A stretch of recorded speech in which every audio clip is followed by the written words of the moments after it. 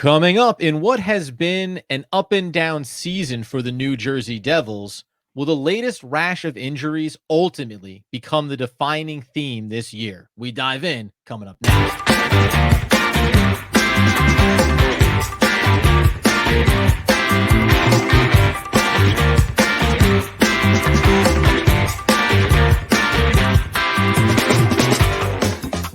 Yes, sir. It's DPL, the Devil's Puck Luck podcast, where we are your host. Over here, Adam Arbrecht. Over there, Danny McDonough. They call it a hiatus sometimes. Listen, holidays happen. Maybe some of us got violently ill from the flu. We don't know for sure. The bottom line is we're back in talking Devils hockey here as we work our way through January.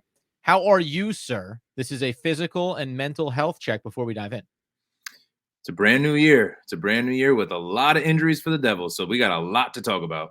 And so, as we dive right in on the conversation, let me just read a little list for you here. It's a fun one. I think everyone's going to enjoy it.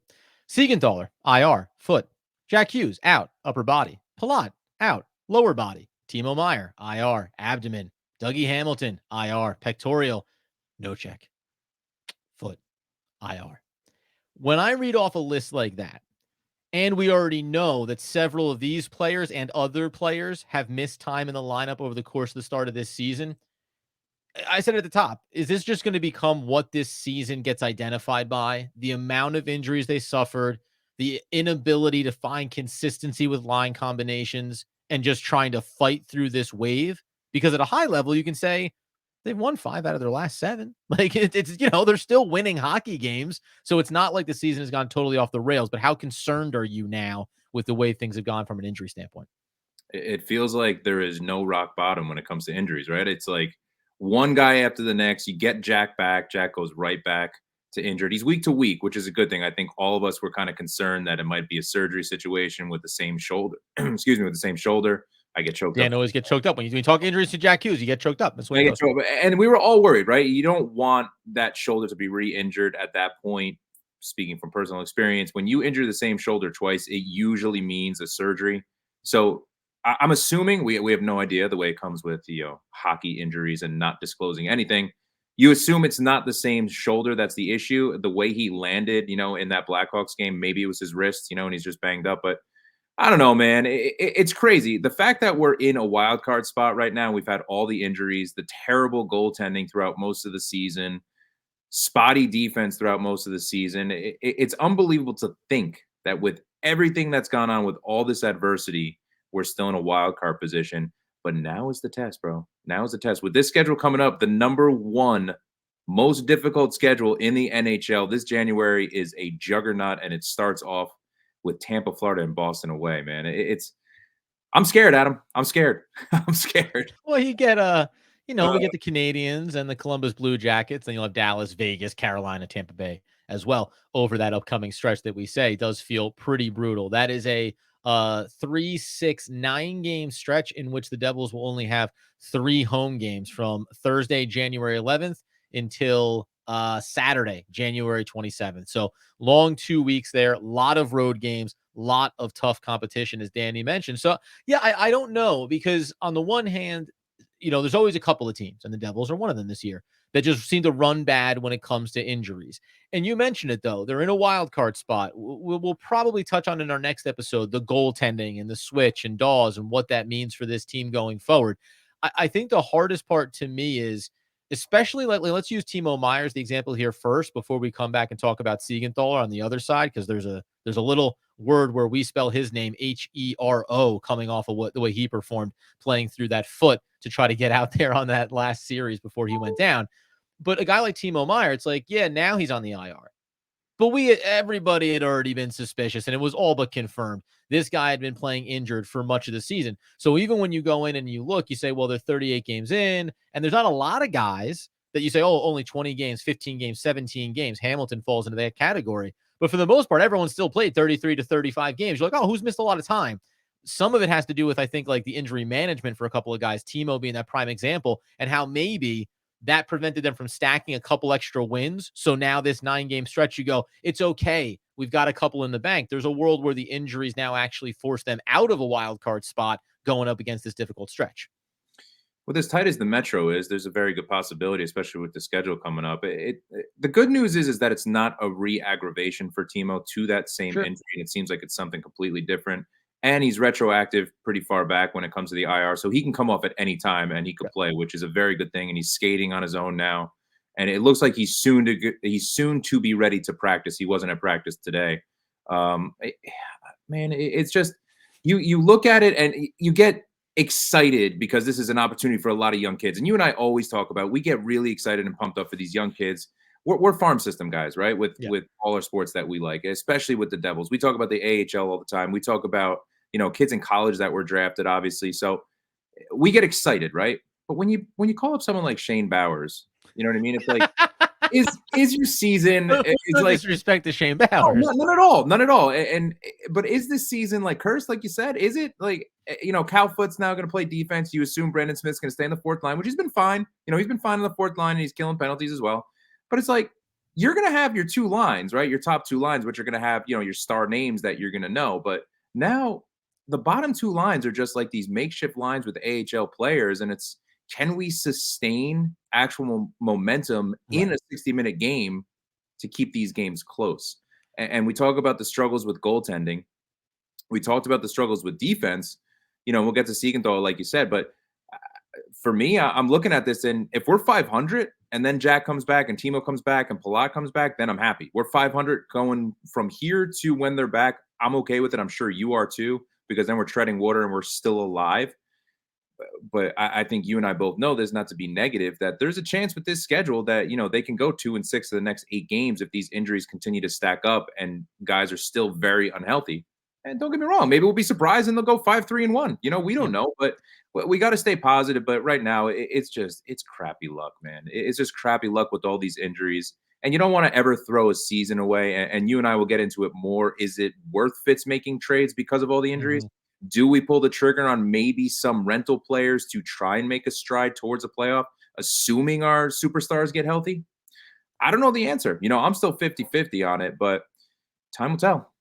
We'll get into that aspect of it here in a second. We'll also talk about Siegenthaler. But you mentioned too, just as a tying a bow on it, like remember at the start of the year, Alexander Holtz was like the young big talking point. Okay, it's his last chance to make a statement. He's getting shuffled around. Now all of a sudden, when like the irony of looking at a player like Alexander Holtz and saying he's appeared in 38 games, he has 9 goals, he has 10 assists, he's giving you 19 points. He's been everything that you hoped he would be this season. And then you go, yeah, but now we need the next guy to be really good. Now Shimon comes up and you go, oh my God. All of a sudden, Dougie Hamilton went down. We didn't think 19-year-old defenseman, we're going to plug him in. Oh, turns out we're going to be just fine. And those two combined for a goal the other night, right? In a nice little exchange. But then you go, okay, but now it's Bowers. Now it's the next guy. And to your point, cursed is one thing, but it's also how many times can you go to the well on bringing up young players and expecting them to just all of a sudden toe the line and help carry this stride? So let's get into Siegenthaler here in a second. Let's also talk about what does this mean from a trade deadline standpoint and how Fitz should be approaching it. We'll dive into that coming up here in just 1 second after we tell you, oh baby, about our friends over at DraftKings, because that hockey games move fast, Danny. But with DraftKings Sportsbook, an official sports betting partner of the NHL, you can score faster than anything happening on the ice. This week, new customers bet just $5 and get 200 instantly in bonus bets.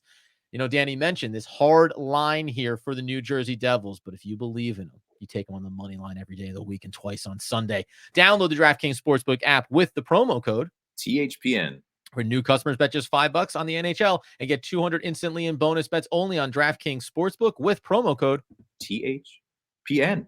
The crown is yours. Gambling problem? Call 1-800-GAMBLER. Visit www.1800gambler.net. In New York, call 877-8-HOPE-NY or text HOPE-NY to 467-369. In Connecticut, help is available for problem gambling. Call 888-789-7777 or visit ccpg.org. Please play responsibly on behalf of Boot Hills Casino Resort. 21 plus, age varies by jurisdiction, void. And our friends to the north, Ontario, Canada. Bonus bets expire 168 hours after issuance. See dkny.com/hockey for eligibility and deposit restrictions, terms, and responsible gambling resources. NHL and the NHL Shield are registered trademarks. The National Hockey League copyright NHL 2024. All rights, they are reserved.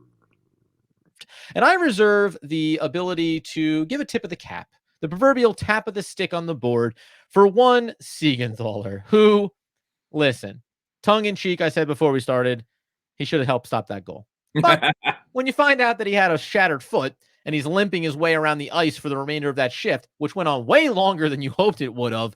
I mean, listen, we all know hockey players are tough, but a ton of respect for Siegenthaler trying anything he could. And then once that goal got scored, he just absolutely collapses to the ground and has to be helped off the ice. And this is another injury that creates another void for the New Jersey Devils. We see block shots all the time. We Yeah. see, guys blocking shots with all different body parts, giving up their body to make the play. And you're right. Hats off to Siegs. You never think a body part is broken after a block shot. You just think that it's a bad bruise. They're banged up and they'll come back after another shift. This dude's playing on a broken foot. And like you said, he was out there for some time. It wasn't just like, 2 seconds and then he's off the ice. No, he was out there, and on a broken foot. It sucks, but Siegs was struggling. I think we all know he was struggling and having a down year. So this is an opportunity for another guy to come up and step up. And Nemitz has been playing absolutely phenomenal. And I think he's helped Siegenthaler turn around a little bit this year. So it's sad seeing him go down. He's a veteran presence too. And that he will be a stable defenseman, when it comes to obviously the season getting longer and that grueling 82-game season. So he's going to be missed. Let's call it what it is.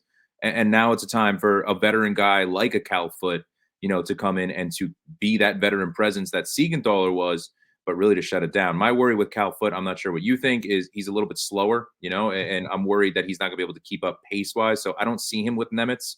I see, Lindy Ruff moving it around on those pairings, maybe putting Marino up with Nemitz, maybe putting Luke Hughes and Ball together, and maybe having Cal Foote, with Colin Miller and keeping Brendan Smith on that fourth line. But we'll see. But it's defenseman wise, Dougie Hamilton as well. So our top pairing to start the season is now out on IR with significant injuries.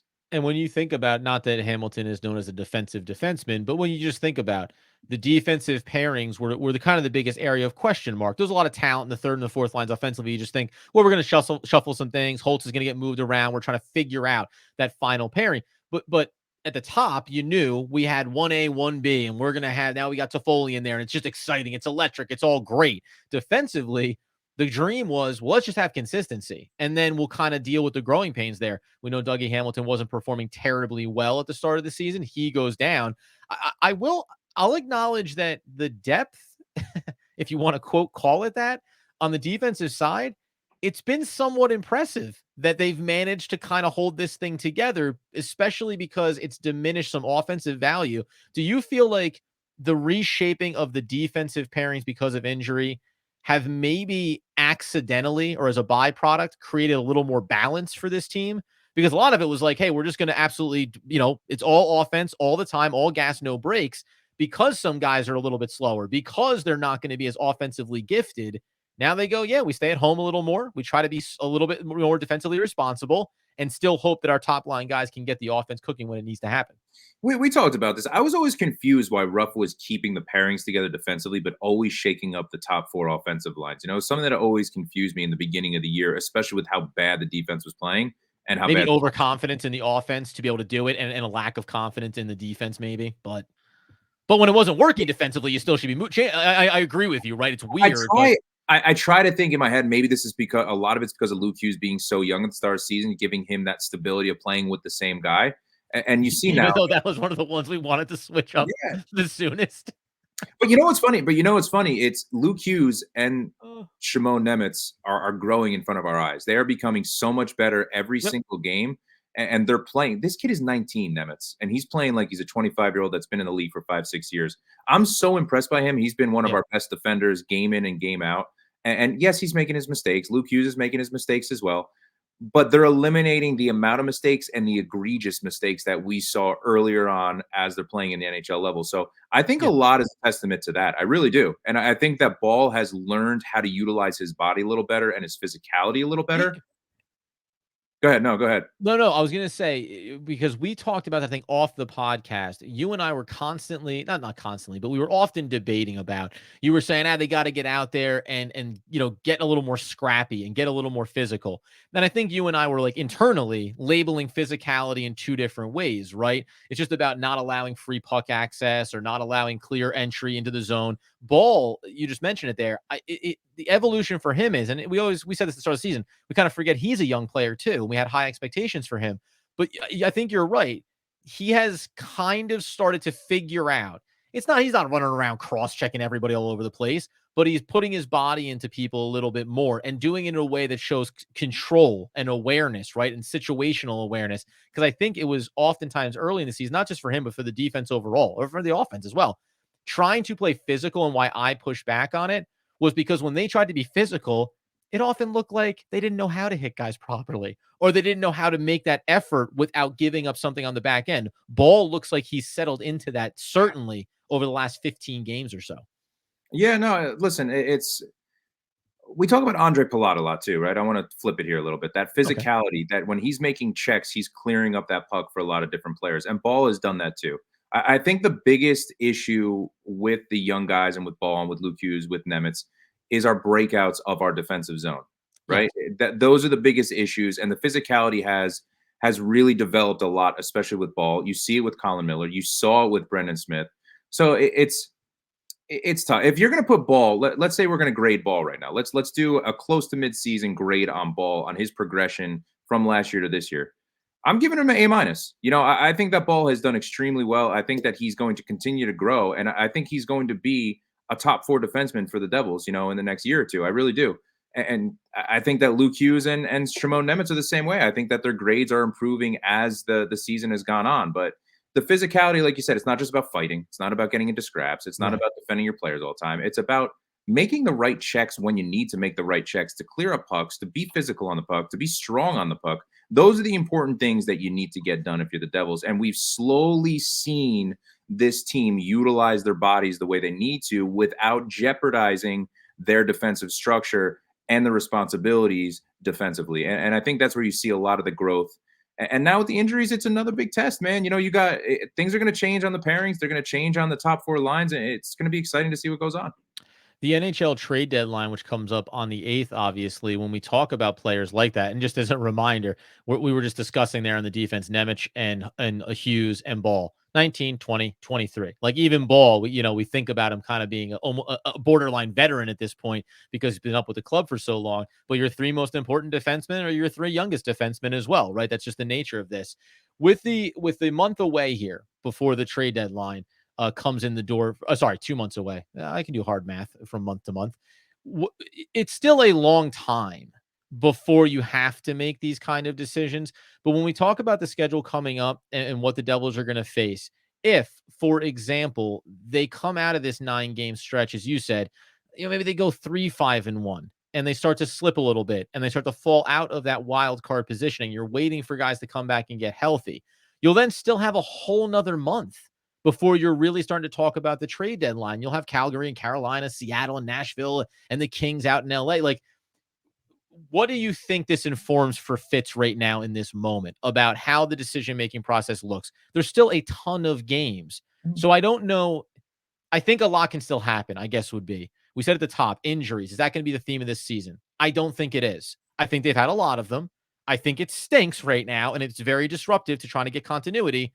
But until you tell me Luke Hughes and Nico Hischier and Dawes and Dawson Mercer, and until they all go down for 50 games in the rest of the year, this team is still in a position to stem the tide, and you still have way too much hockey to play before the deadline to tell me that this means you either don't make trades of any level or that you feel like you're compelled to make a big move, a key move, a marginal move right now.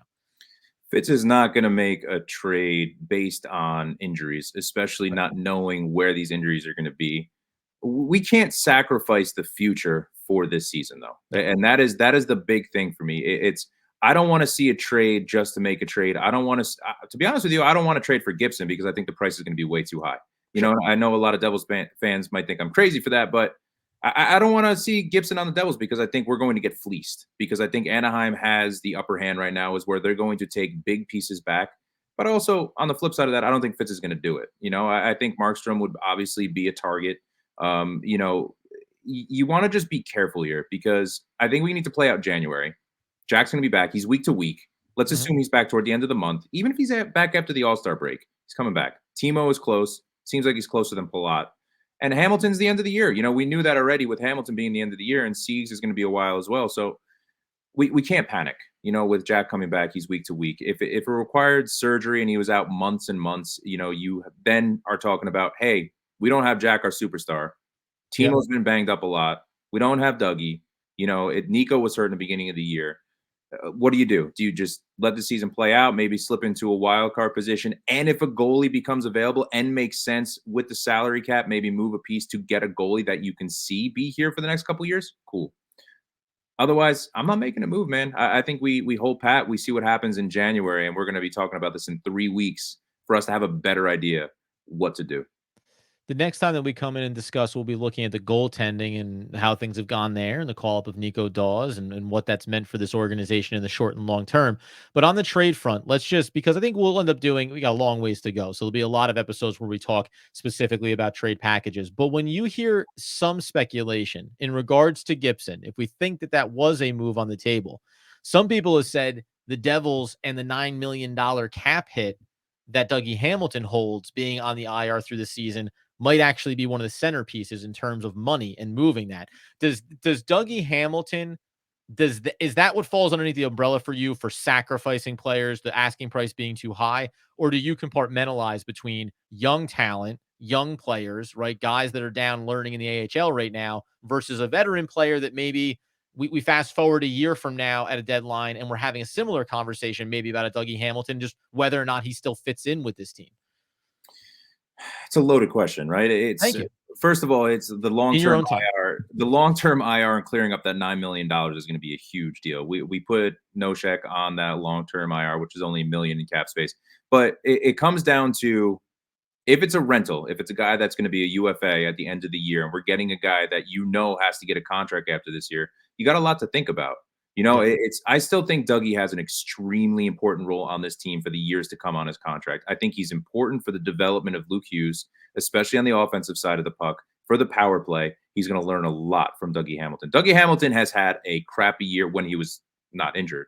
He had a crappy year defensively. He knows it. He'd be the first to admit it, but we know the type of player he is. And I think that he was only going to get better as well if the season was going on. The way the Devils were structurally playing defense, he fits on this team. He's got speed. He's got offensive power. This is the type of team that he belongs on. Mm-hmm. So I don't think he's going anywhere, to really answer your question. But I don't want to sacrifice a player like Casey.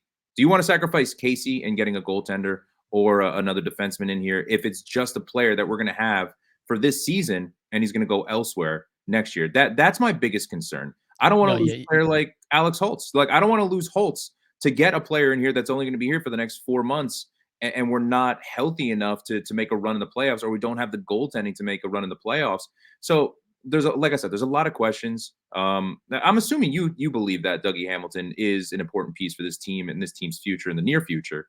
And I think, go ahead. And there's two parts to it, right? So the long-term IR can free up that cap space where it isn't even about Dougie Hamilton not being on this team. It's just about providing, in the Gibson scenario, $6.4 million of his cap to bring that underneath there, right? So you can say in the short term, we can make that move financially to do it. You mentioned young players like Casey. We go, I'm not in the business of sacrificing long-term valuable prospects for short-term gains, unless it's the type of short-term gain that takes this team from being like, well, we've had some injuries and we struggled a little bit. Now watch us skyrocket up the rankings and be one of the top 2 seeds and really go into the playoffs with a chip on our shoulder about what we can accomplish. I think we have had to adjust expectations a little bit over the course of this season. So right now, the young prospects, unless that miracle deal comes on the table, are off the books for me. And then to your point about Dougie Hamilton, remember, this is offensive, defensive, but we don't know what's going to happen with Tyler Toffoli. You have other things about Dawson Mercer. Like, there's a lot of decisions that this organization has to make.